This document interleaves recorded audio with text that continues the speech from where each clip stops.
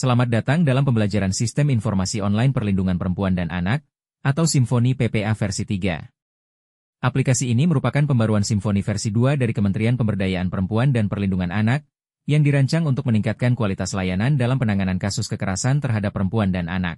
Pada versi terbaru ini, Simfoni PPA hadir dengan konsep manajemen kasus dengan tampilan yang lebih modern, alur kerja yang lebih terstruktur, serta fitur analisis yang lebih mendalam. Dihadirkan untuk memastikan setiap data dan layanan dapat diakses, dikelola, dan dimanfaatkan secara akurat serta berkesinambungan. Melalui video ini, Anda akan dipandu memahami pembaruan Simfoni PPA versi 3, mulai dari cara masuk ke sistem, penggunaan fitur-fitur utama, hingga alur kerja dalam pengelolaan kasus. Mari kita pelajari bersama, agar layanan perlindungan perempuan dan anak di seluruh Indonesia semakin kuat, terkoordinasi, dan berdampak nyata bagi masyarakat. Di sini Anda akan mempelajari tahapan penting dalam penanganan kasus melalui sistem, mulai dari penerimaan pengaduan hingga penutupan kasus. Beberapa hal utama yang akan dipelajari meliputi: 1. Pengelolaan pengaduan. 2. Pendataan dan identifikasi korban. 3. Asesmen dan rencana layanan. 4. Pelaksanaan dan peninjauan layanan. Dan 5. Penutupan kasus. Dengan memahami seluruh tahapan ini, Anda akan melihat bagaimana Simfoni PPA versi 3 menjadi sistem terpadu yang mendukung perlindungan perempuan dan anak secara lebih responsif dan terkoordinasi. Langkah pertama dalam penggunaan Simfoni PPA versi 3 adalah mengakses sistem melalui alamat resmi, simfoni.ppa.kemenppa.go.id. Setelah halaman utama terbuka, silakan masukkan kredensial email dan kata sandi sesuai akun yang telah diberikan. Pada tahap ini, kita akan menggunakan akun penerima aduan, yaitu akun khusus bagi petugas yang berperan menerima laporan awal dari masyarakat. Dengan akun ini, pengguna dapat mencatat pengaduan, memverifikasi informasi dasar, serta memulai proses penanganan kasus di dalam sistem.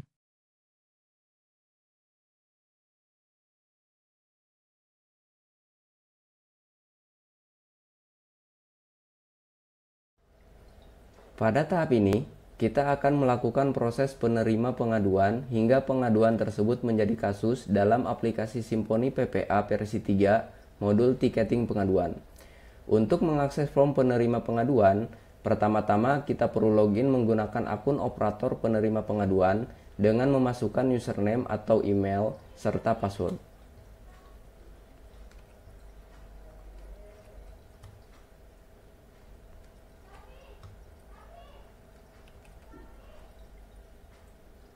Sebagai contoh, di sini kita menggunakan akun operator penerima pengaduan dari UPTD Kota Tangerang.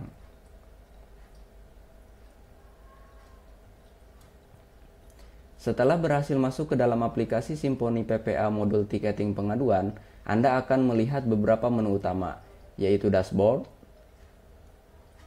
pusat pencarian, first call resolution, darurat, pengaduan, dan analitik.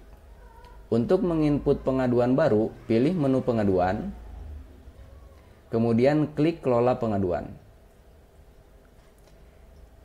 Di dalam menu kelola pengaduan, Anda dapat melihat beberapa kasus yang sudah diinput sebelumnya. Untuk membuat data pengaduan baru, klik tombol tambah baru, yang akan membuka form pembuatan pengaduan. Form pengaduan ini terdiri dari 4 bagian data utama yang harus diisi, yaitu data pengaduan, informasi pelapor, informasi korban, dan informasi terlapor. Langkah pertama adalah mengisi data pengaduan. Perlu diperhatikan bahwa pada form ini ada beberapa kolom yang wajib diisi ditandai dengan bintang merah. Namun sangat disarankan mengisi semua kolom agar data yang menjadi kasus nantinya sudah lengkap dan mudah proses tindak lanjut.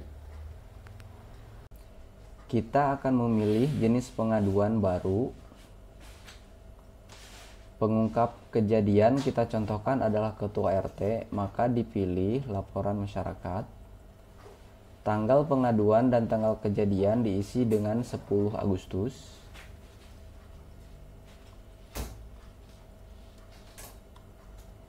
Waktu estimasi kejadian adalah malam hari. Instansi atau lembaga adalah UPTD Kota Tangerang. Pada kolom kondisi khusus, isi dengan keterangan bahwa korban mengalami trauma dan luka atau cedera serius.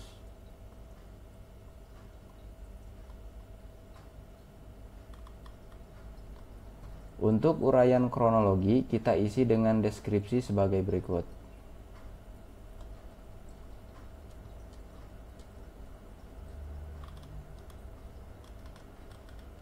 Selanjutnya, pada bagian lokasi kejadian, isi dengan keterangan tempat kejadian adalah rumah. Alamat kita isi dengan Jalan Puspita Raya nomor 10, Kecamatan Cibodas, Kota Tangerang. Negara kita pilih Indonesia. Lokasi untuk provinsi kita pilih Banten. Kota atau kabupaten kita pilih Tangerang. Kecamatan kita pilih Cibodas. Kelurahan kita pilih Cibodas. Jika sudah, kita klik OK. Untuk RT kita kosongkan. Kemudian, titik lokasi akan otomatis diisi oleh sistem dengan koordinat. Namun, Anda tetap dapat mengubahnya secara manual jika diperlukan untuk memastikan akurasi. Pada bagian catatan, Anda dapat menambahkan keterangan tambahan yang membantu menjelaskan pengaduan secara lebih rinci. Bagian ini bersifat opsional namun sangat dianjurkan untuk memudahkan proses tindak lanjut. Terakhir, jika ada dokumen pendukung seperti foto, surat, atau bukti tertulis lainnya, bisa diunggah dengan ukuran maksimal untuk setiap file adalah 10 MB, agar proses pengunggahan berjalan lancar. Setelah semuanya selesai diisi, maka klik selanjutnya.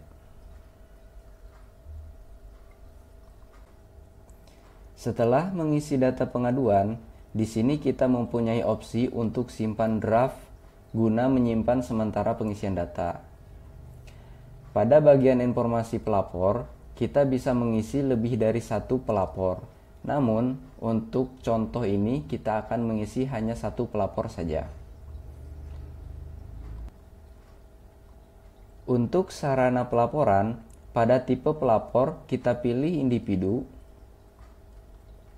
Sedangkan untuk cara penyampaian pengaduan, kita pilih pengaduan tidak langsung. Selanjutnya pada pilihan pengaduan tidak langsung, kita contohkan memilih mobile app Sapa 129. Isian apakah ada kekhawatiran tentang keselamatan pelapor, kita kosongkan jika tidak ada kekhawatiran. Kemudian, kita isi data identitas pelapor. Jenis identitas kita pilih KTP. Nomor identitas kita isi. Kemudian nama lengkap kita isi. Kemudian nama sesuai identitas sama dengan nama lengkap kita checklist. Kemudian tempat lahir kita kosongkan. Tanggal lahir kita kosongkan juga. Kemudian jenis kelamin kita pilih laki-laki. Kemudian kewarganegaraan kita pilih WNI. Kemudian agama kita pilih Islam. Kemudian status perkawinan kita pilih kawin tercatat. Kemudian status pendidikan kita pilih tidak bersekolah. Kemudian pendidikan terakhir kita pilih SMA. Kemudian untuk aktivitas sehari-hari kita pilih pedagang atau wira swasta. Kemudian hubungan dengan korban, karena pelapor ini adalah ketua RT, kita pilih tetangga. Kemudian apakah disabilitas, kita pilih tidak. Kemudian untuk email kita kosongkan. Untuk nomor telepon kita isi. Kemudian untuk uraian kronologi kita bisa isi contohnya sebagai berikut. Selanjutnya, untuk alamat pelapor, kita isi dengan Jalan Puspita Raya nomor 15, Kecamatan Cibodas, Kota Tangerang. Untuk negara, kita pilih Indonesia. Untuk lokasi, provinsinya kita pilih Banten. Kabupaten kotanya kita pilih Kota Tangerang. Kecamatannya kita pilih Cibodas. Kelurahannya kita pilih Cibodas juga. Kemudian klik OK. Selanjutnya, untuk RT kita isi 10 dan RW-nya kita isi 10 juga. Selanjutnya, jika alamat domisili sama dengan alamat KTP, kita centang. Maka otomatis terisi. Selanjutnya, pada bagian catatan, Anda dapat menambahkan keterangan tambahan untuk membantu menjelaskan informasi pelapor. Namun pada contoh ini, bagian catatan kita kosongkan saja. Kemudian, kita bisa mencentang jika pelapor adalah korban. Tapi karena di contoh ini pelapor adalah ketua RT, kita tidak centang.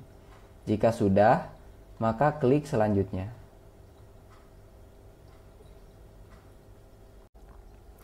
Selanjutnya, kita akan mengisi bagian informasi korban. Kita juga dapat menambahkan lebih dari satu korban, namun pada contoh ini kita akan mengisi data untuk satu korban saja.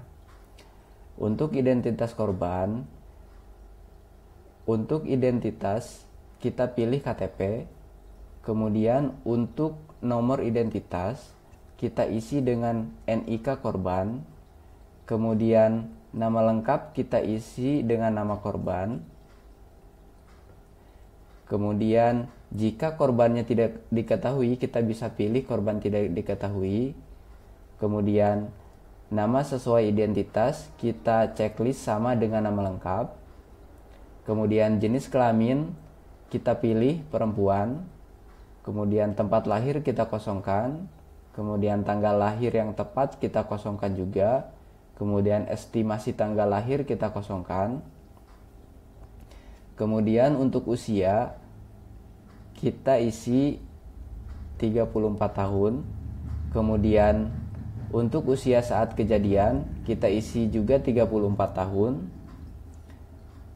Kemudian kewarganegaraan, kita pilih WNI. Kemudian agama, kita pilih Islam. Kemudian status perkawinan, kita pilih kawin tercatat. Kemudian status pendidikan, kita pilih tidak bersekolah. Kemudian pendidikan terakhir, kita pilih SMA. Selanjutnya aktivitas sehari-hari, karena korbannya ini ibu rumah tangga, kita pilih mengurus rumah tangga. Kemudian status BPJS, kita kosongkan saja. Kemudian nomor BPJS sama, kita kosongkan saja. Kemudian pertanyaan apakah disabilitas, kita pilih tidak. Kemudian hubungan dengan terlapor, karena ini suami istri, kita pilih suami atau istri.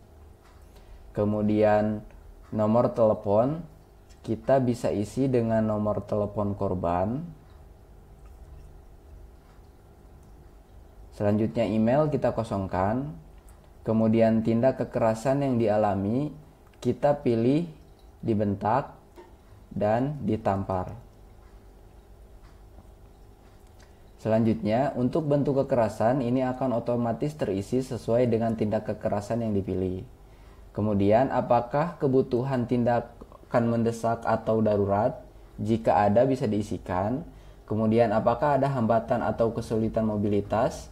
Jelaskan jika ada. Kemudian, apakah ada hambatan atau kesulitan komunikasi? Bisa dijelaskan jika ada. Kemudian, untuk alamat korban, alamat sesuai identitas KTP, kita pilih kategorinya rumah tinggal. Untuk alamatnya, kita isi dengan Jalan Puspita Raya nomor 10, Kecamatan Cibodas, Kota Tangerang. Kemudian untuk negara, kita pilih Indonesia. Kemudian lokasi, kita pilih provinsinya Banten. Kemudian kabupatennya kita pilih Kota Tangerang. Kemudian kecamatannya kita pilih Cibodas. Kemudian kelurahannya kita pilih Cibodas juga. Kemudian kita klik OK. Untuk RT atau RW kita kosongkan. Kemudian karena alamat domisilinya ini sesuai dengan alamat KTP, kita bisa centang. Maka alamat domisilinya akan terisi otomatis. Selanjutnya, apakah korban masih dengan terlapor? Kita pilih ya. Apakah korban masih di TKP? Kita pilih ya juga. Kemudian, pada bagian catatan dapat diisi dengan keterangan tambahan untuk menjelaskan informasi korban secara lebih rinci. Namun dalam contoh ini, bagian catatan kita biarkan kosong. Selanjutnya kita klik selanjutnya. Pada informasi terlapor, kita akan mengisi identitas terlapor. Untuk identitas, kita pilih KTP, kemudian nomor identitas, kita pilih NIK terlapor. Kemudian, untuk nama lengkap, kita isi nama sesuai dengan terlapor. Selanjutnya, jenis kelamin, kita pilih laki-laki. Kemudian tempat lahir kita kosongkan, tanggal lahir kita kosongkan. Kemudian untuk usia kita isi 37 tahun. Kemudian untuk agama kita pilih Islam. Untuk kewarganegaraan kita pilih WNI. Kemudian status pendidikan kita pilih tidak bersekolah. Untuk status perkawinan kita pilih kawin tercatat. Kemudian untuk aktivitas sehari-hari kita pilih pedagang atau wira swasta. Kemudian pendidikan terakhir kita pilih SMA. Kemudian hubungan dengan korban kita pilih suami atau istri. Kemudian apakah disabilitas kita pilih tidak. Kemudian untuk nomor telepon kita bisa kosongkan. Kemudian untuk alamat email kita bisa kosongkan juga. Selanjutnya, untuk alamat terlapor, alamat sesuai identitas KTP. Untuk alamat, kita bisa isikan alamat sesuai dengan alamat korban. Kemudian untuk negara, kita bisa pilih Indonesia. Kemudian untuk lokasi, kita pilih Provinsi Banten. Kemudian kabupaten atau kota, kita pilih Kota Tangerang.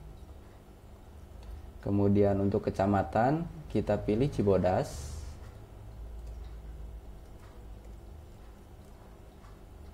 Kemudian untuk kelurahan kita pilih Cibodas juga. Kemudian klik OK. Untuk RT atau RW kita kosongkan saja. Kemudian untuk alamat domisili kita samakan dengan alamat sesuai KTP. Kita centang. Untuk bagian catatan dapat diisi dengan keterangan tambahan untuk menjelaskan informasi terlapor secara lebih rinci. Namun di sini kita kosongkan saja. Kemudian jika sudah kita klik selanjutnya. Kemudian ada pertanyaan, data yang dimasukkan apakah sudah benar? Jika sudah, kita klik OK. Kemudian data akan diarahkan ke detail pengaduan. Di sini kita bisa melihat kembali data yang sudah kita masukkan sebelumnya. Kita bisa ubah kembali jika memang ada data yang perlu diubah.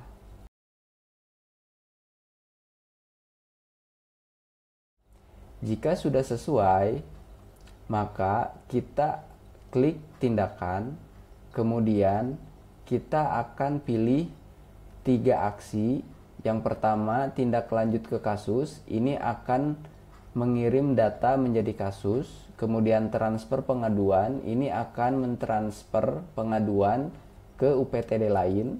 Kemudian akhiri pengaduan, ini pengaduannya diakhiri dan tidak akan lanjut ke kasus. Untuk contoh sekarang, kita akan pilih tindak lanjut ke kasus. Kemudian, Di sini terdapat status verifikasi silang, di mana korban status pendidikannya tidak bersekolah, hanya boleh jika pendidikan terakhir tidak diketahui. Maka harus diperbaiki kembali untuk status pendidikan korban. Selanjutnya, kita akan mengubah informasi korban pada identitas korban. Di sini, status pendidikan tidak bersekolah ini kita ubah menjadi tidak bersekolah lagi, dan pendidikan terakhir kita pilih SMA. Kemudian kita simpan. Kemudian kita pilih terapkan. Jika sudah, kita coba pilih tindakan, kemudian tindak lanjut ke kasus kembali. Maka status verifikasi silang yang tadi muncul sekarang sudah sesuai. Kemudian jika semuanya sudah sesuai, maka klik kirim. Kemudian klik OK. Dan jika sudah berhasil, maka status pengaduan telah selesai.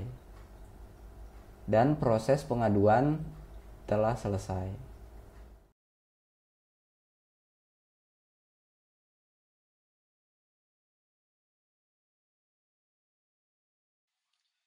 Setelah menerima aduan dan menandai laporan untuk diteruskan menjadi kasus, langkah selanjutnya ada pada koordinator kasus. Sebelum menugaskan ke manajer kasus, koordinator perlu melakukan verifikasi terlebih dahulu. Untuk memulai, koordinator kasus login ke Symfony PPA dengan memasukkan alamat email atau username serta kata sandi. Kemudian melengkapi verifikasi CAPTCHA dan klik tombol masuk. Ini kita akan mencoba melakukan verifikasi terlebih dahulu. Jika sudah ditandai dengan checklist, maka dapat mengklik tombol masuk. Nah, setelah berhasil login, akan muncul dashboard utama untuk menampilkan ringkasan data dan daftar kasus yang sedang ditangani UPTD PPA-nya. Dari dashboard ini, kemudian koordinator dapat memilih menu kasus untuk masuk ke portal manajemen kasus. Di dalamnya tersedia daftar laporan-laporan yang sebelumnya sudah diteruskan oleh operator pengaduan untuk diproses lebih lanjut. Misalnya, laporan atas nama korban tertentu yang sudah dilengkapi, informasi umum seperti detail kejadian, kronologi singkat, bentuk dan tindakan kekerasan, serta data-data lainnya. Kita contohkan pada Siti Aisyah yang sebelumnya kita masukkan melalui penerima aduan. Di sini dapat dilihat detail pelapor, detail kejadian, waktu kejadian, tempat kejadian, alamat kejadian, kronologi ringkas, dan data-data lainnya yang sebelumnya telah dimasukkan. Sebagai pengingat, koordinator kasus adalah pengguna yang bertanggung jawab dalam mengkoordinasikan manajemen kasus di unit layanan kelembagaannya, baik di tingkat pusat, provinsi, maupun kabupaten kota. Mereka memiliki kewenangan untuk melakukan validasi dan verifikasi data kekerasan, menyajikan serta melaporkan data kekerasan, melakukan analisis data untuk mendukung tindak lanjut. Jika sudah masuk ke menu kasus, koordinator dapat memilih nama korban dari daftar pengaduan. Kemudian menekan icon titik 3 di pojok kanan atas untuk melakukan penugasan. Nah, dari sini koordinator bisa menentukan manajer kasus yang akan menangani kasus tersebut, serta menambahkan catatan pendukung jika diperlukan. Di sini saya coba tambahi, tolong di tindak lanjut. Setelah disimpan, kasus akan resmi ditugaskan dan otomatis masuk ke sistem manajer kasus untuk ditindaklanjuti sesuai kewenangan masing-masing. Nah, seperti itu, dengan ini, maka kasus ini akan ditangani oleh manajer kasus yang sebelumnya telah dipilih.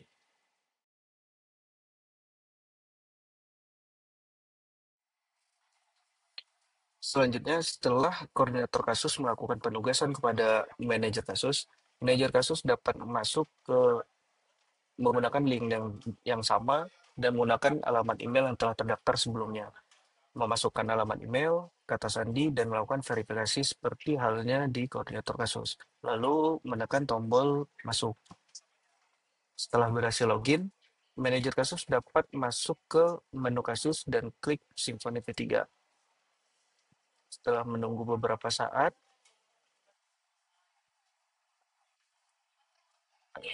nah manajer kasus akan masuk ke dashboard utama dari manajemen kasus. Pada menu kasus, kemudian mencari ID yang sebelumnya sudah diteruskan oleh koordinator kasus. Setelah itu, manajer kasus membaca dan melakukan verifikasi terhadap aduan yang telah diterima. Lalu klik tombol titik 3 yang ada di ujung kanan atas, lalu melakukan penugasan atau merujuk kasusnya kepada PK atau pendamping kasus. Nah, di sini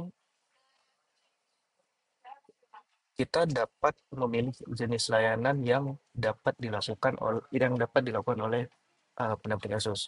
Untuk di saat ini kita tidak perlu memilih layanannya karena akan dilakukan semuanya oleh satu orang pendamping kasus dan memilih agensi tadi di Kota Tangerang. Provinsinya Banten, Kabupaten Kota Tangerang, penerima adalah PK, UKTD, PPA Kota Tangerang. Nantinya pada list penerima ini akan ada daftar dari PK atau pendamping kasus yang sebelumnya sudah didaftarkan oleh admin. Jadi hanya tinggal memilih salah satunya saja. Nah, pada bagian type of referral ini dapat dikosongkan. Kemudian catatan dapat ditambahi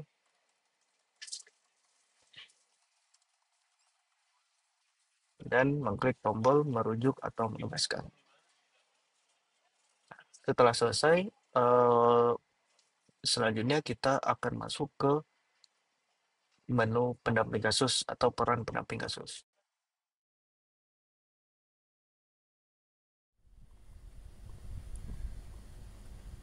Lalu, pendamping kasus dapat melengkapi informasi pengaduan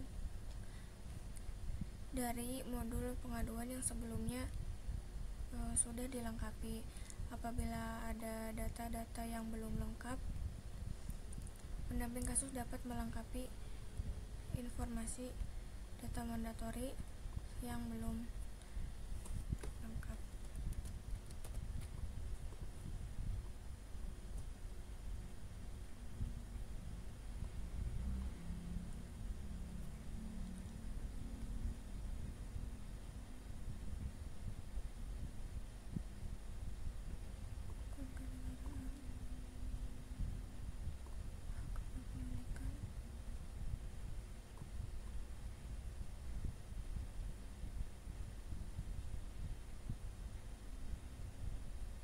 Di sini berikut adalah informasi terkait detail terlapor.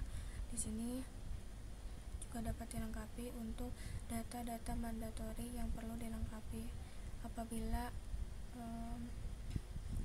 diketahui. Jika data mandatori tidak diketahui, maka petugas dapat memilih tidak diketahui.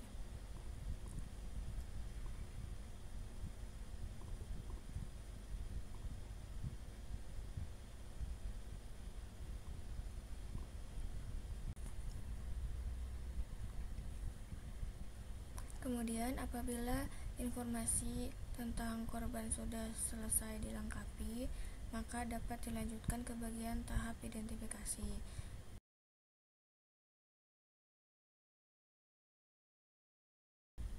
Tahap identifikasi ini merupakan tahapan yang memastikan dan mencatat identitas klien dan keluarganya secara akurat, yaitu di dalamnya terdapat formulir persetujuan berupa inform consent yang didapatkan dari orang tua atau pengasuh, korban dewasa, keluarga atau kerabat, dan yang lainnya.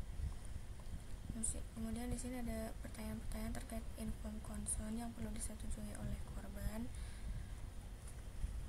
Kemudian di sini ada dokumen persetujuan inform consent. Itu merupakan dokumen yang sama seperti yang ditampilkan pada sistem saat ini.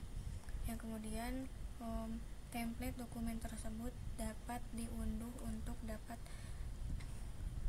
ditandatangani oleh korban atau klien setelah pertanyaan ini dilengkapi terlebih dahulu. Untuk template inform consent-nya, template dokumen inform consent-nya seperti ini. Pada tahap selanjutnya, setelah rencana layanan ini adalah disetujui oleh koordinator kasus, maka ditampilkan dari pendamping layanan sistem tadi. Di sini ada tanda tangan untuk implementasi layanan yang sudah utama dilakukan. Kemudian ada tanda tangan dari ini karena dan manajer kasus. Pendamping setelah layanan yang ditetapkan itu oleh MK perlu diupload kembali dokumen yang tadi sudah Tangerang, maka di sini kita login tanda tangani oleh terlebih dahulu sebagai PK dari kita DPA terlebih dahulu Tangerang.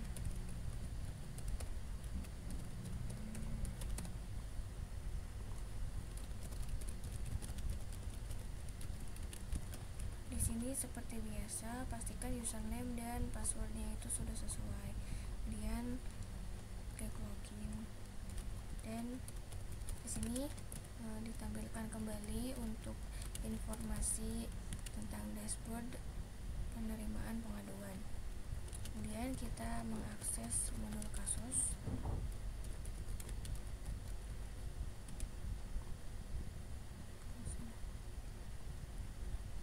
Di sini ditampilkan informasi terkait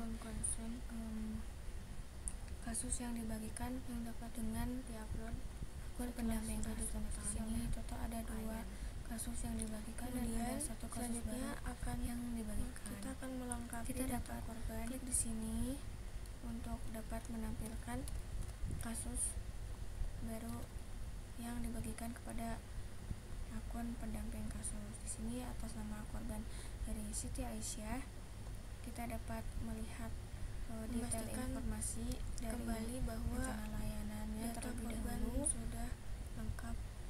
Di sini ditambahkan untuk memfasilitasi pemberian layanan kesehatan medis. Di sini kita mengetahui bahwa pendamping layanannya adalah PK dari UPTD PPA Kota Tangerang. Maka dari itu kita perlu mengupdate implementasi layanan yang sudah ditambahkan ini. Begitu juga pada bagian rencana layanan kedua, di bagian pemberian layanan kita akan psikologis, kita juga dapat menentukan bahwa tanggal rencana mulai juga itu akan dimulai pada tanggal 25 Agustus 2025. Kemudian mengalir ke bagian informasi tentang keluarga korban pelayanan. Kemudian di sini kita dapat klik ubah terlebih dahulu inform consent yang ditampilkan dari sistem tadi. Di sini ada tanda tangan untuk ketika orang tua atau pengasuh utama kita diminta untuk kemudian ada tanda tangan dari pendamping kasus dan pemberian layanan kesehatan setelah selesai untuk pengobatan luka dan visum perlu diupload kembali apabila layanan tersebut sudah diberikan kepada klien atau korban, maka tanggal kita terupdate layanan itu dapat diisi terlebih dahulu untuk tanggal terakhir yang dilakukan dalam pemberian layanan. Kemudian di sini ada deskripsi layanan yang diberikan, semuanya sudah dilakukan. Pengobatan medis dan visum terhadap luka.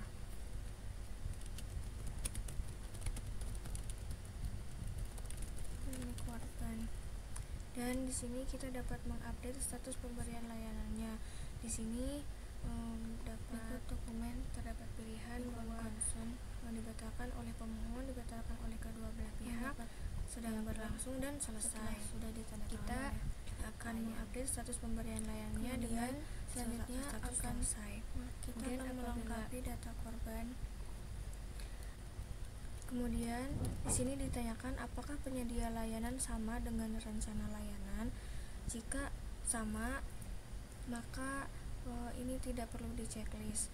Jika misalnya ini tidak sama, dari yang sebelumnya internal kembali, maka ini dapat data dialihkan menjadi kategori penyedia layanan eksternal. Terus di sini dapat dilihat kategori penyedia layanan eksternalnya itu dari pihak mana, dapat dipilih.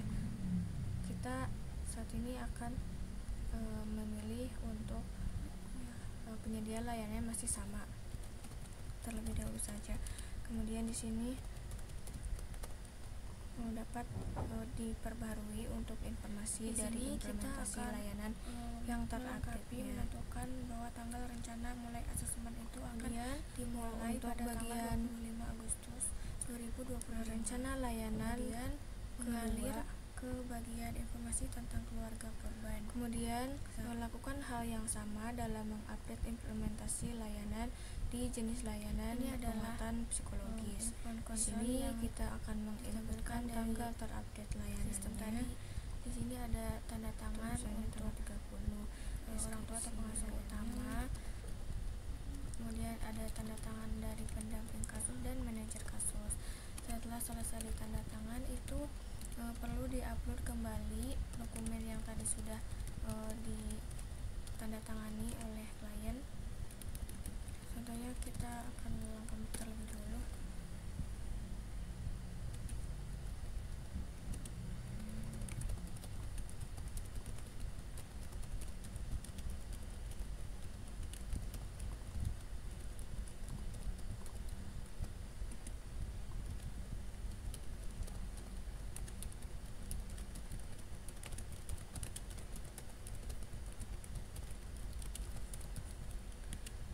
Ini misalkan untuk deskripsi layanannya. Kemudian di sini status pemberian layanannya itu dapat dipilih di antara 4 pilihan ini. Misalnya kita saat ini akan memilih selesai. Kemudian di sini apakah penyedia layanan sama dengan rencana layanan? Jika ya, ini tidak perlu di checklist. Apabila tidak, ini nanti dapat dipilih untuk penyedia layanannya. Selanjutnya apakah internal atau eksternal. Melengkapi data kalau misalnya eksternal itu di sini ada 4 pilihan kategori penyedia eksternal. Ini dapat disesuaikan dengan implementasi layanan yang sudah diberikan. Di sini kita memastikan kembali bahwa ini masih sama, jadi lengkap. Kita dapat langsung memilih perbarui untuk dapat menyimpan informasi dari implementasi layanan yang terupdate-nya. Kemudian apabila sudah selesai melakukan update informasi dari implementasi layanan, maka ini dapat disimpan terlebih dahulu. Dan di sini menerangkan kasus yang sudah berhasil diperbarui. Di sini kita akan menentukan bahwa di sini ditanyakan bahwa jumlah anggota keluarga di usia anak itu ada berapa orang, dan jumlah anggota keluarga di usia dewasa itu juga ada berapa orang. Di sini diketahui bahwa informasi rincian keluarga itu dapat ditambahkan. Berikut adalah form untuk informasi rincian keluarga. Ini dapat dilengkapi. Contohnya ini ya, misalnya usianya adalah 5 tahun, hubungan dengan korbannya, pekerjaannya,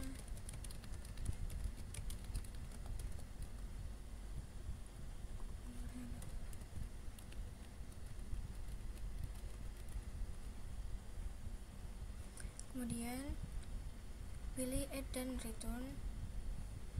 Ini untuk informasi tentang ibu korban. Kemudian kita tambahkan untuk misalnya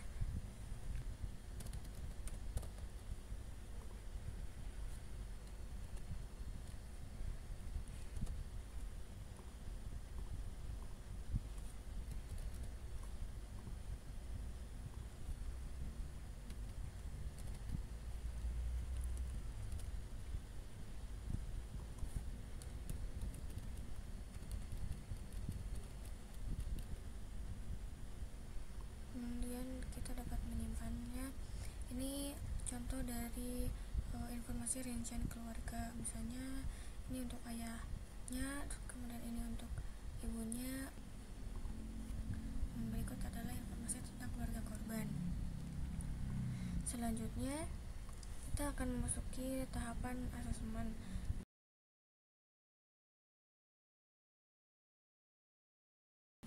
di mana tahapan asesmen merupakan proses sistematis untuk mengumpulkan, menganalisis, dan mendokumentasikan kebutuhan, risiko, kekuatan, dan kondisi klien, baik itu untuk anak maupun perempuan, sebagai dasar untuk perencanaan layanan dan intervensi yang tepat. Tujuan dari dilakukannya asesmen yaitu untuk memahami kondisi menyeluruh klien termasuk faktor risiko dan pelindung, menentukan prioritas kebutuhan klien, menyusun rencana layanan intervensi yang berbasis bukti, kemudian mendukung proses pengambilan keputusan yang adil, aman, dan tepat sasaran. Tahapan asesmen ini berfungsi untuk memahami situasi klien secara mendalam dan menyeluruh. Melalui wawancara dan observasi, petugas mengumpulkan informasi tentang kebutuhan klien, risiko yang dihadapi, kekuatan klien dan keluarga, lingkungan, serta dampak masalah terhadap kesejahteraan klien. Asesmen ini menentukan jenis layanan yang diperlukan, di mana pada status asesmen ini menampilkan status terkini asesmen kasus terhadap anak atau perempuan yang belum dimulai, sedang berlangsung, dan selesai. Kemudian di sini terdapat field yang tidak dapat diakses, itu merupakan tahapan yang perlu disetujui oleh manajer kasus. Jadi untuk dapat melengkapi status asesmen, pendamping kasus dapat langsung melengkapi tanggal pelaksanaan mulai asesmen dan tanggal pelaksanaan asesmen selesai, serta tanggal untuk menyusun rencana layanan kasus dimulai.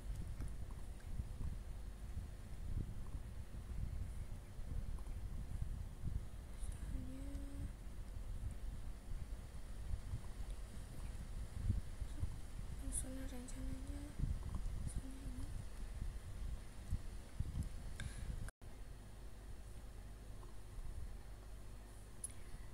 Tahapan selanjutnya setelah melengkapi status asesmen dan menentukan tanggal mulai dan tanggal selesai serta tanggal penyusunan rencana layanan, berikutnya akan dilanjutkan dengan melengkapi proses tahapan dari asesmen awal, di mana asesmen awal merupakan tahapan dari mengumpulkan informasi dasar dan indikasi awal kekerasan atau risiko yang dialami oleh klien atau korban yang digunakan untuk menentukan kebutuhan mendesak. Di sini apakah asesmen dilakukan melalui kunjungan langsung? Ya. Kemudian apakah korban ditemui secara individu atau sendiri? Tingkat risiko dan kebutuhan mendesak merupakan record yang dibawa dari informasi pengaduan. Ketika pengaduannya itu dengan tingkat risikonya itu sedang, tinggi atau rendah, maka di sini pada tahapan asesmen awal itu sudah terisi tingkat risikonya itu sedang. Kemudian di sini ada definisi untuk definisi dari tingkat risiko tinggi, sedang atau rendah, serta di sini menjelaskan pertanyaan tentang kebutuhan dari tindakan mendesak atau darurat. Di sini juga merupakan informasi yang dibawa dari pengaduan, karena informasi dari pengaduan itu menjelaskan bahwa kasus ini menjelaskan adanya tingkat kedaruratan mendesak atau darurat, maka di sini sudah terisi dengan iya. Kemudian di sini ada informasi untuk melengkapi asesmen tentang kebutuhan mendesak atau darurat. Misalnya korban membutuhkan penanganan medis karena dari tindakan mendesak dari kekerasan yang terjadi oleh korban yang diterima dari terlapor.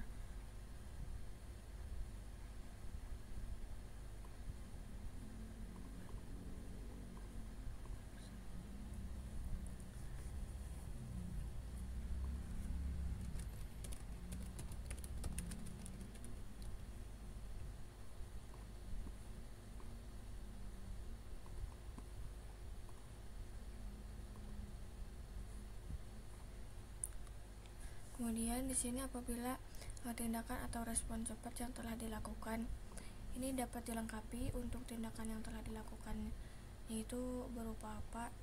Ini adalah bentuk intervensi yang sudah dilakukan dari tindakan segera yang dibutuhkan. Maka apabila ini sudah dilaksanakan, maka tindakan atau respon cepat yang telah dilakukan ini dapat diupdate oleh pendamping kasus yang mendampingi intervensi layanannya. Selanjutnya akan dilaksanakan asesmen lengkap terhadap kasus untuk Siti Aisyah, di mana tahapan dari asesmen lengkap itu menyediakan analisis mendalam tentang kondisi korban yang menjelaskan ke kondisi fisik, psikologi, sosial, hukum, dan lain-lain untuk perencanaan intervensi jangka menengah dan panjang. Kemudian di sini dapat dilengkapi untuk asesmen kebutuhan dari korban. Contohnya ini pengobatan, luka fisik.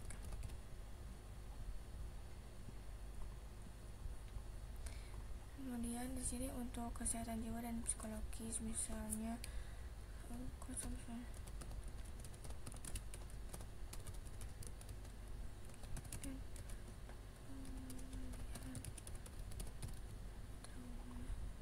Kemudian di sini ditanyakan apakah korban menyandang HIV atau AIDS. Ini cukup dengan pengakuan korban antara iya atau tidak. Terus kemudian di sini dapat dilengkapi relasi sosial dengan teman, keluarga, dan lingkungan sekitar. Juga pendidikan dan pekerjaan korban, rekreasi, waktu luang, dan minat korban. Di sini ada di masing-masing kolom itu terdapat panduan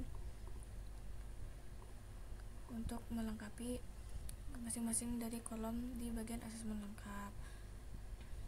Kemudian di sini apakah perlu bantuan dalam proses hukum lainnya? Jika lainnya maka sebutkan dan jelaskan. Ini jika ada dokumen khusus untuk asesmen, maka mohon diupload. Misalkan ada screening TPPO, kemudian ada apabila ada laporan sosial ABH atau penilaian personal untuk disabilitas, dan dokumen yang lainnya terkait yang berhubungan dengan asesmen khusus.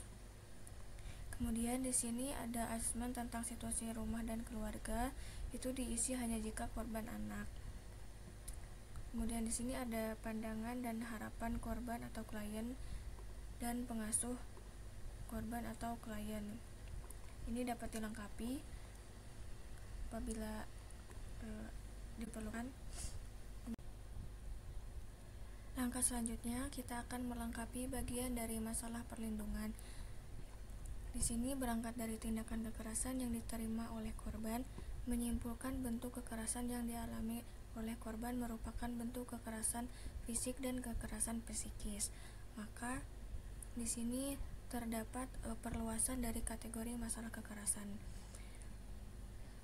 Kemudian di sini ada penentuan masalah perlindungan untuk perempuan dewasa. Di sini ada pertanyaan-pertanyaan mencakup masalah perlindungan yang diterima dari berawal dari bentuk kekerasan fisik dan psikis ini, maka diluaskan apakah korban mengalami kategori masalah kekerasan lainnya. Di sini ditanyakan terkait pertanyaan tentang eksploitasi yang berhubungan dengan TPPO, dikarenakan korban dari Siti Aisyah ini tidak mengalami eksploitasi, namun hanya kejadian yang terjadi di dalam rumah tangga, maka untuk pertanyaan apakah korban mengalami eksploitasi atau memanfaatkan tenaga itu tidak. Kemudian di sini apakah korban tinggal serumah dengan pelaku karena hubungan keluarga, hubungan darah, persusuan, perkawinan, pengasuhan, perwalian, dan atau orang yang bekerja membantu rumah tangga tersebut serumah atau menetap. Karena Aisyah adalah istri dari terlapor, maka di sini dapat dijawab iya. Kemudian di sini apakah korban mengalami kekerasan pada saat kegiatan sekolah? Itu tidak, karena Aisyah sudah tidak sekolah, namun menjalani hari-hari sebagai istri di dalam rumah tangga beliau. Kemudian di sini kita akan melengkapi hasil asesmen yang telah dilakukan. Di sini ada ringkasan hasil asesmennya, berikut panduannya, dan berupa tingkatan risiko dari asesmen yang sudah dilakukan. Di sini kita akan mencoba untuk melengkapi kolom dari ringkasan hasil asesmen. Contohnya ini sudah dilakukan asesmen awal terkait kondisi korban, yaitu fisik dan psikologis dengan tingkat risiko. Korban menunjukkan luka memar, dirujuk ke RSUD Tangerang.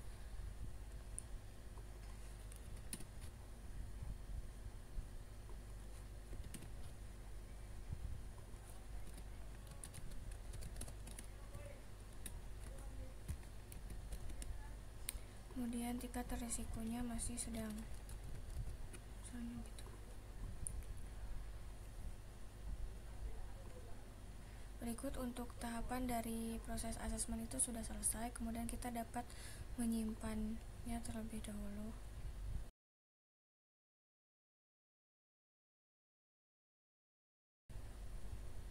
Nah, setelah tahapan asesmen dilakukan, maka pendamping kasus dapat mengajukan permintaan persetujuan dari asesmen yang sudah dilakukan.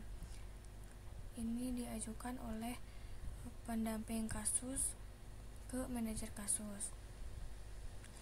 Kemudian di sini terdapat keterangan dan penanda berwarna kuning ini untuk yang menunjukkan persetujuan ditunda untuk asesmen lengkap. Di sini itu akan ditunjukkan bahwa status asesmen ini masih dalam status persetujuan ditunda.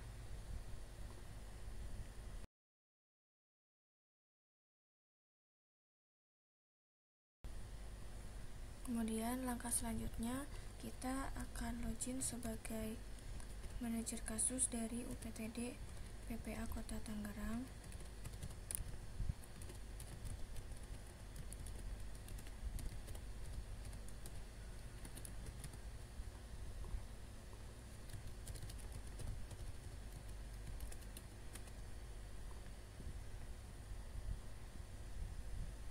Di sini pastikan username dan passwordnya sudah sesuai. Kemudian klik masuk untuk dapat berhasil login.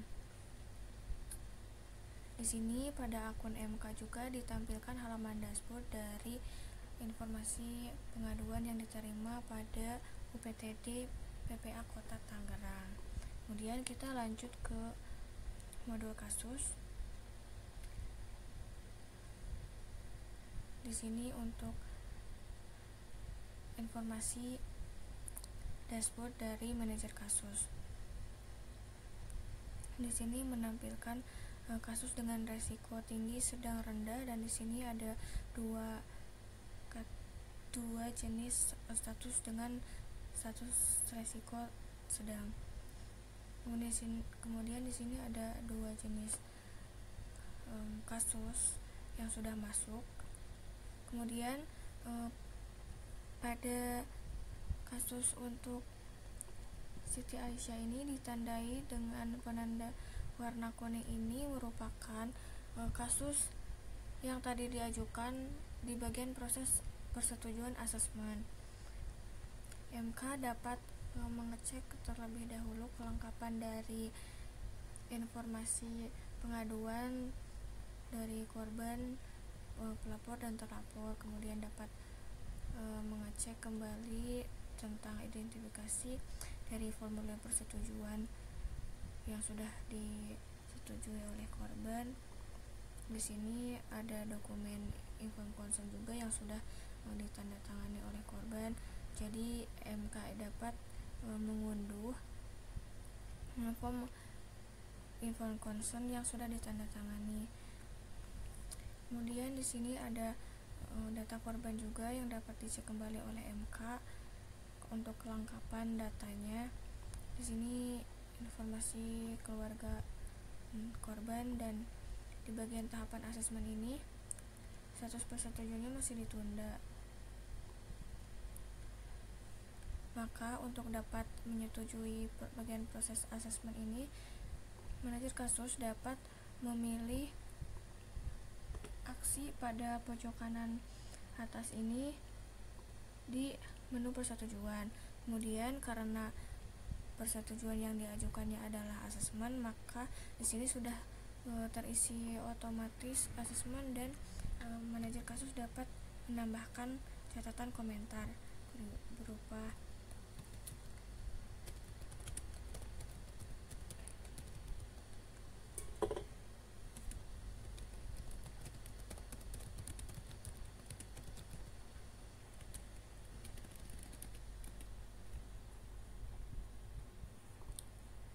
ini kita dapat mengklik kirim, dan di sini terdapat keterangan asesmen sudah disetujui.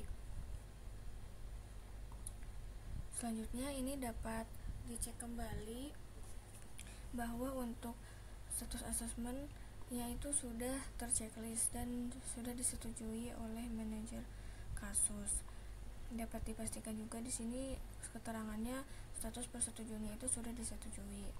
Maka setelah proses persetujuan asesmen, manajer kasus dapat melengkapi rencana layanan pada kasus dengan ID ini untuk dapat dilengkapi rencana layanannya.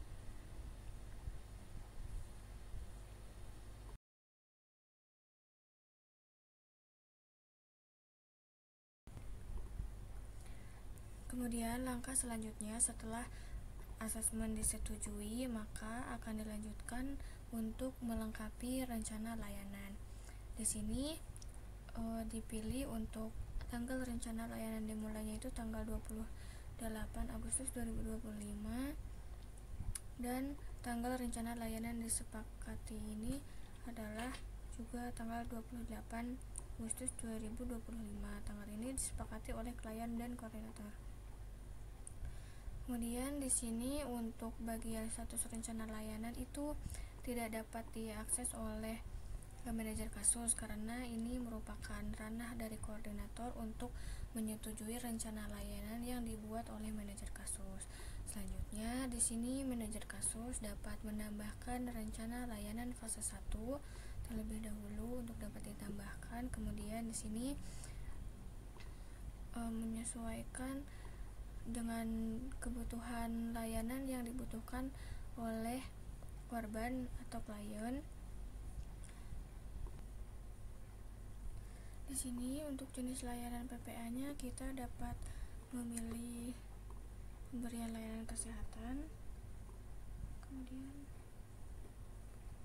perawatan luka, tanggal rencana layanannya misalnya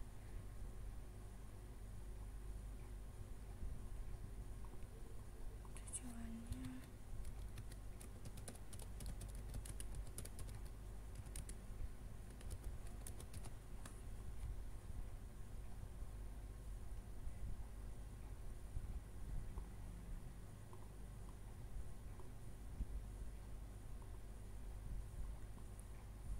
kemudian kita dapat menambahkan rencana layanan itu, jenis layanan itu lebih dari satu. Kita pilih tambah, misalnya untuk pemberian layanan penguatan psikologis, misalnya ini adalah konseling psikologi. Terus di sini tujuannya,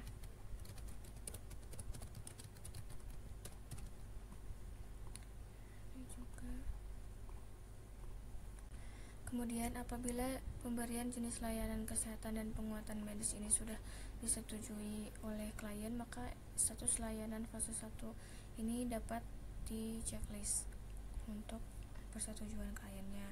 Kemudian di sini ada persetujuan dan kesepakatan orang yang terlibat dalam perencanaan. Di sini kita menuliskan Inayah sebagai ibu kandung korban yang menyetujui pemberian layanan itu. Kemudian di sini apabila ada pihak yang tidak setuju dalam pembagian dari bagian rencana yang sudah diinputkan itu, maka dapat dituliskan. Kemudian apakah korban dilibatkan dalam perencanaan layanan? Iya. Apakah pengasuh atau keluarga dilibatkan dalam perencanaan layanan? Di sini kalau korbannya perempuan dewasa, maka dapat disimpulkan bahwa apakah keluarga dilibatkan dalam perencanaan layanan itu. Di sini kita jawab iya. Kemudian apabila sudah selesai rencana layanannya itu sudah ditambahkan dan sudah disetujui oleh klien, maka ini dapat disimpan terlebih dahulu. Nah, di sini ada keterangan bahwa kasus dengan ID ini itu berhasil diperbaharui.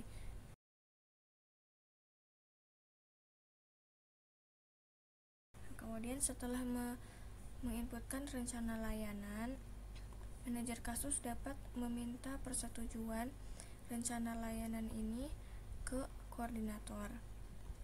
Nah, di sini ketika bentuk apapun dari persetujuannya itu, maka ditandai dengan titik kuning ini. Di sini dengan keterangannya persetujuan ditunda untuk rencana layanan.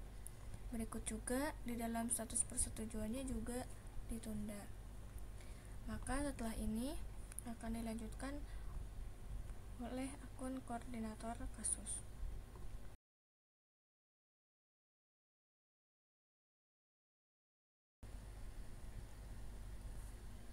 Langkah selanjutnya kita akan login sebagai koordinator kasus untuk dapat menyetujui rencana layanan yang sudah diajukan oleh manajer kasus. Di sini login sebagai koordinator kasus UPTD PPA Kota Tangerang.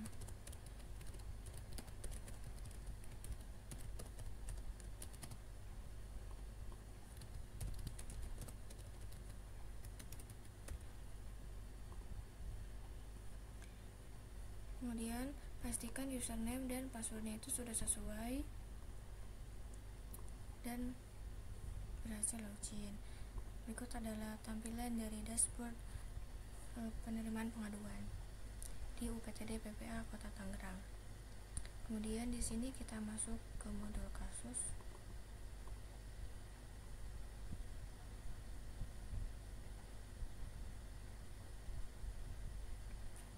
Di sini diketahui bahwa di sini merupakan halaman dashboard untuk koordinator kasus.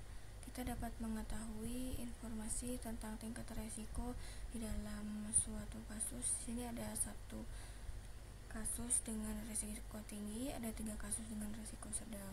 Kemudian di sini ada status kasus dari total 5 kasus yang diterima oleh koordinator kasus UPTD PPA Kota Tangerang dan ada 1 kasus terbuka. Kemudian di sini ada informasi tentang persetujuan case plan. Kita dapat klik di sini untuk dapat mengetahui detail kasus yang membutuhkan persetujuan rencana layanan. Di sini untuk kasus atas korban Siti Aisyah, kita dapat melihat detail dari informasi kasusnya, dan di sini dapat dicek kembali untuk rencana layanan yang diajukan oleh manajer kasus. Nah, ini untuk rencana layanannya, dan di sini ada keterangan persetujuan oleh klien dan orang terlibat di dalam proses penyusunan rencana layanan.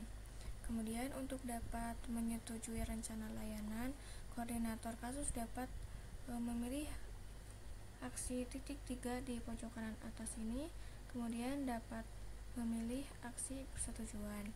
Di sini karena persetujuannya itu untuk rencana layanan, maka di sini sudah otomatis rencana layanan. Kemudian koordinator kasus dapat menambahkan catatan komentar.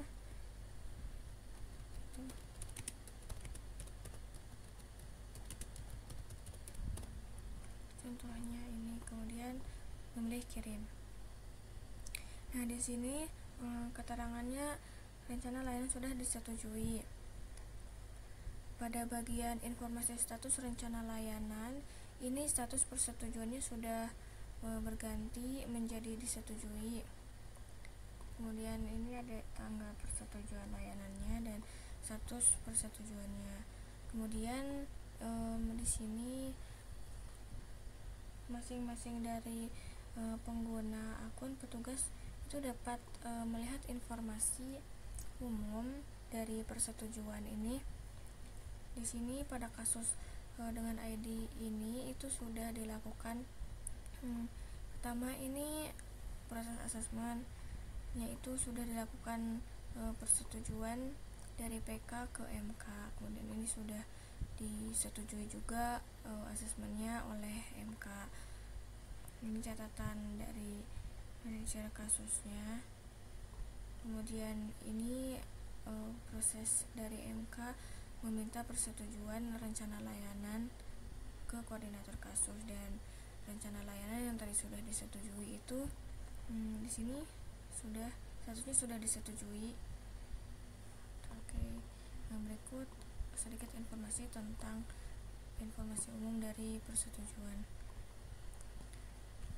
Kemudian dari rencana layanan yang sudah disetujui oleh koordinator kasus, maka selanjutnya pada bagian rencana layanan ini dapat diupdate oleh pendamping layanan yang bersangkutan mendampingi pemberian layanan yang sudah diregistrasikan.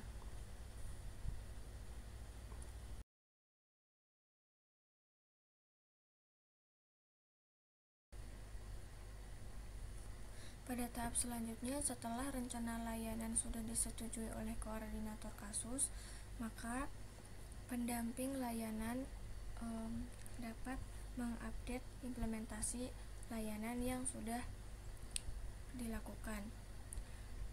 Saat ini karena pendamping layanan yang ditetapkan oleh MK adalah PK dari UPTD PPA Kota Tangerang, maka di sini kita login terlebih dahulu sebagai PK dari UPTD PPA Kota Tangerang.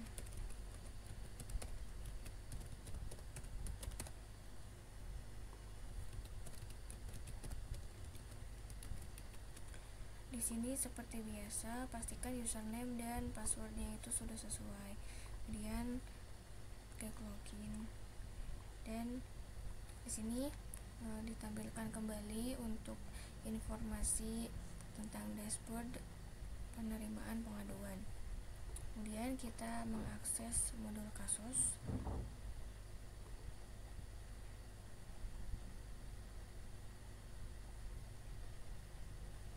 Di sini ditampilkan informasi terkait kasus yang dibagikan dengan akun pendamping kasus. Di sini total ada 2 kasus yang dibagikan dan ada 1 kasus baru yang dibagikan. Kita dapat klik di sini untuk dapat menampilkan kasus baru yang dibagikan kepada akun pendamping kasus. Di sini atas nama korban dari Siti Aisyah, kita dapat melihat detail informasi dari rencana layanannya terlebih dahulu. Di sini ditambahkan untuk memfasilitasi pemberian layanan kesehatan medis. Di sini kita mengetahui bahwa pendamping layanannya adalah PK dari UPTD PPA Kota Tangerang. Maka dari itu kita perlu mengupdate implementasi layanan yang sudah ditambahkan ini. Begitu juga pada bagian rencana layanan kedua, di bagian pemberian layanan penguatan psikologis, Kita juga dapat melihat di sini untuk bagian pendamping kasusnya juga UPTD PPA Kota Tangerang. Untuk memastikan hal itu menjadi tanggung jawab dari UPTD PPA Kota Tangerang dalam mendampingi pelayanan. Kemudian di sini kita dapat klik ubah terlebih dahulu.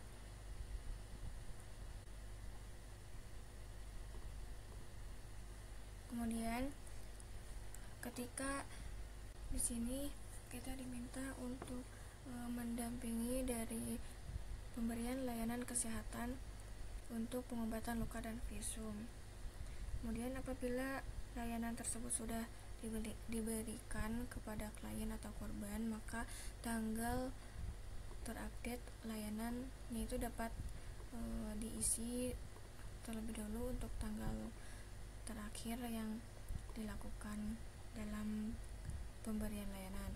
Kemudian di sini ada deskripsi layanan yang diberikan, misalnya sudah dilakukan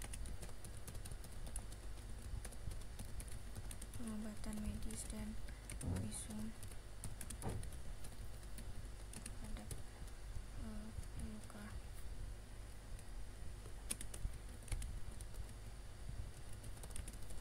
Korban. Dan di sini kita dapat mengupdate status pemberian layanannya. Di sini terdapat pilihan bahwa dibatalkan oleh pemohon, dibatalkan oleh kedua belah pihak, sedang berlangsung, dan selesai. Kita akan mengupdate status pemberian layanannya dengan status selesai. Kemudian di sini ditanyakan apakah penyedia layanan sama dengan rencana layanan. Jika sama, maka ini tidak perlu di checklist. Jika misalnya ini tidak sama, garis yang sebelumnya internal, maka ini dapat dialihkan menjadi kategori penyedia layanan eksternal. Terus di sini dapat dilihat kategori penyedia layanan eksternalnya itu dari pihak mana yang dapat dipilih. Kita saat ini akan memilih untuk penyedia layanannya masih sama terlebih dahulu saja. Kemudian di sini dapat diperbarui untuk informasi dari implementasi layanan yang terupdate-nya. Kemudian untuk bagian rencana layanan kedua, kemudian melakukan hal yang sama dalam mengupdate implementasi layanan di jenis layanan penguatan psikologis. Di sini kita akan menginputkan tanggal terupdate layanannya. Itu misalnya tanggal 30, deskripsi layanannya.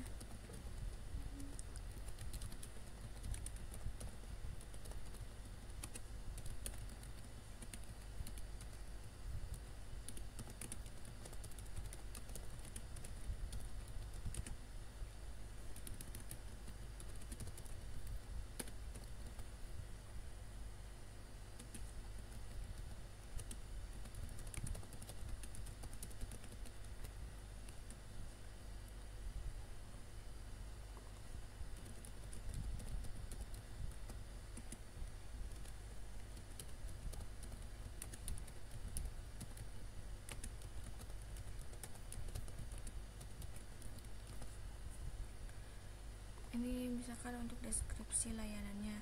Kemudian di sini status pemberian layanannya itu dapat dipilih di antara 4 pilihan ini. Misalnya kita saat ini akan memilih selesai.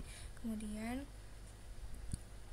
di sini apakah penyedia layanan sama dengan rencana layanan? Jika iya, ini tidak perlu di checklist. Apabila tidak, ini nanti dapat dipilih untuk penyedia layanannya apakah internal ataukah eksternal. Kalau misalnya eksternal itu di sini ada 4 pilihan kategori penyedia eksternal. Ini dapat disesuaikan dengan implementasi layanan yang sudah diberikan. Di sini kita karena internal ini masih sama, jadi kita dapat langsung memilih perbaharui untuk dapat menyimpan informasi dari implementasi layanan yang terupdate-nya.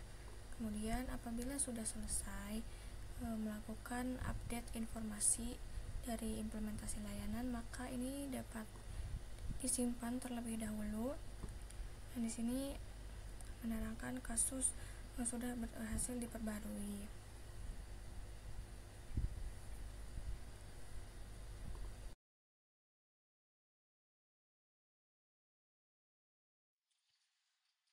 Baik, setelah pendamping kasus melakukan pengisian terhadap implementasi layanan, kemudian sebagai manajer kasus dapat melakukan login untuk melihat hasil implementasi layanan yang telah dilakukan oleh pendamping kasus.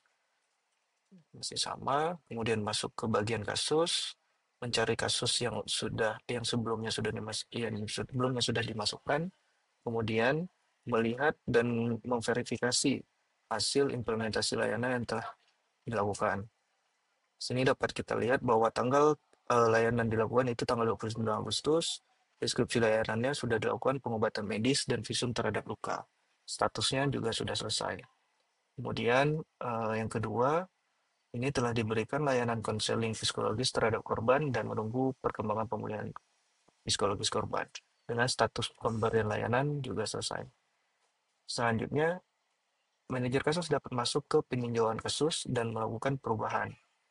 Karena tadi kita sudah melihat bahwa hasil visum, hasil konseling psikologis juga sudah dilakukan, maka kita dapat melakukan review. Review ini dilakukan terlebih dahulu, baru kita melakukan pengisian di Symfony. Contoh, tanggal review kasusnya adalah tanggal 31, tujuannya adalah saat ini kita milih untuk keputusan pengakhiran atau tindak lanjut penanganan. Ada dua pilihan yang kita berikan, yaitu yang pertama review kemajuan, itu mungkin kita bertanya tentang kemajuan dan perkembangan dari penanganan kasusnya, atau kita setelah bersepakat untuk melakukan pengakhiran kasus. Format review kasusnya ini ada 3, oleh manajer kasus sendiri, kelompok kecil penyedia layanan, mungkin bersama dengan pendamping kasus, atau konferensi kasus yang biasa lebih besar. Kita contohkan dengan kelompok kecil penyedia layanan. Serta pesertanya adalah dokter, manajer kasus, koordinator kasus, keluarga korban. Nah, apakah korban hadir? Ini dapat diisi. Ya, keluarga pengasuh ini akan berfungsi nantinya kalau seandainya korbannya adalah anak. Karena di sini korbannya adalah seorang perempuan dewasa, maka apakah keluarganya hadir? Maka kita pilih ya. Hasil pertemuan review ini kita dapat menuliskan ringkasan situasi korban saat ini. Pengobatan sedang berjalan dan sudah pisah rumah. Ini dapat diisi review terhadap pelaksanaan rencana layanan, review terhadap keseluruhan pencapaian, catatan lain dari pertemuan review. Ini dapat diisi sesuai dengan yang diminta. Tapi kalau dari Bapak Ibu tidak ingin mengisi juga tidak apa-apa. Catatan lain dari pertemuan kita dapat masukkan catatan, misalnya tetap butuh didampingi keluarga. Nah, kesimpulan dan keputusan di bagian ini kita ditanyakan apakah tingkat risiko yang dihadapi oleh klien itu berubah. Jika iya, karena sebelumnya itu tadi sedang, kita dapat memilih rendah atau low. Kita dapat memberikan penjelasan juga terkait perubahan tingkat risiko ini, yang kalaupun dikosongkan tidak apa-apa. Apakah situasi anak atau klien membutuhkan asesmen tambahan? Karena tadi kita lihat bahwa hasilnya sudah sangat bagus, di mana kesehatan sudah baik, secara psikis juga sudah sangat baik, maka tidak butuh asesmen tambahan. Rekomendasi untuk kasus. Nah, di sini ada 3 pilihan utama. Yang pertama, kasus dilanjutkan, artinya kita akan meminta PK atau pendamping kasus untuk melakukan asesmen ulang. dan kemudian siklusnya akan mengulang kembali mulai dari asesmen, memasukkan rencana layanan, melakukan implementasi layanan, melakukan peninjauan kasus lagi. Kalau kasus ditutup, kita akan mengirimkan permintaan kepada kakak atau koordinator kasus untuk menutup kasus yang sedang berjalan. Kasus akan dipindahkan, ini akan kita transfer ke daerah atau UPTD lainnya. Karena di sini kasusnya kita anggap sudah selesai, maka kita pilih kasus ditutup. Jadi kita tinggal klik tambah, kemudian kita klik simpan. Ketika peninjauan kasus sudah selesai dilakukan, kita dapat meminta persetujuan kepada koordinator kasus. Ini untuk yang bagian closure. Closure ini artinya untuk penutupan kasus atau peninjauan kasus ya. Lalu tekan OK, dan selanjutnya persetujuan ini akan masuk ke bagian koordinator kasus. Seperti itu.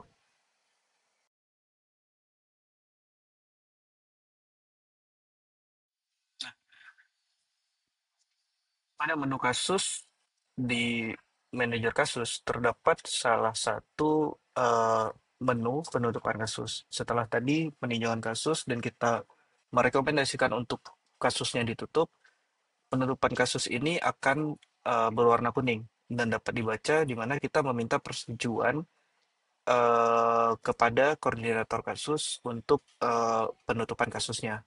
Status kasus saat ini itu terbuka. Penutupan kasus ini akan terisi ketika nanti koordinator kasus sudah melakukan persetujuan. Selanjutnya, kita coba masuk ke kakak yang sudah ke koordinator kasus. Kita lakukan verifikasi terlebih dahulu. Setelah selesai, klik masuk ke manajemen kasus. Nah, pada bagian kasus, ini ada dua yang memiliki tanda kuning ya. Nah, kita dapat memilih ID yang sebelumnya telah diminta untuk penutupan kasus. Kita dapat melakukan langsung di sini. Di sini juga sudah ada tanda bahwa kasus ini sudah diminta untuk ditutup oleh manajer kasus. Cara melakukan verifikasi atau persetujuannya adalah dengan mengklik informasi umum, kemudian klik persetujuan. Nah, di sini kita dapat melihat log-log dari persetujuan yang diminta sebelumnya. Jadi pada tanggal 25 Agustus masuk dari manajer kasus meminta persetujuan untuk closure. Nah, kita dapat melakukan persetujuan dengan klik tanda titik 3 yang ada di ujung kanan atas dan klik persetujuan. Ini akan langsung kepilih setuju dengan komentar tutup kasus selesai. Lalu dengan klik kirim.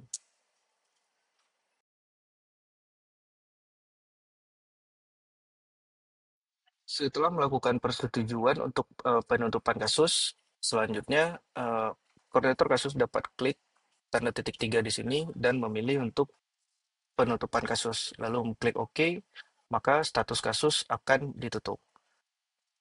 Seperti itu. Maka dengan ini kasus telah ditutup dan sudah selesai pula